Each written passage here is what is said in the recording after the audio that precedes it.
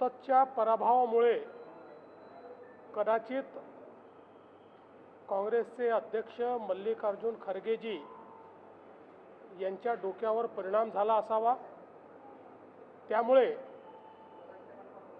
राष्ट्रभक्त, देशभक्त आणि ज्यांनी सुरक्षित आणि आधुनिक भारत तयार केला त्या मोदीजींच्या बद्दल अशा प्रकारचे त्यांनी अपशब्द वापरले आहेत। काँग्रेसची नीतीच राहिली आहे।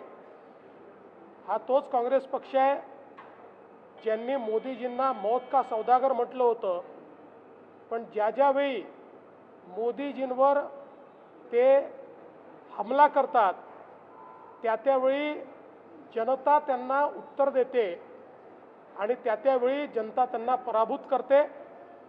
देशाच्या पंतप्रधानांबद्दल त्यांनी केलेलं वक्तव्य याचा आम्ही निषेध करतो। त्यांनी वक्तव्य परत घेऊन जाहीर माफी मागावी अशा प्रकारची या ठिकाणी आम्ही मागणी करतो।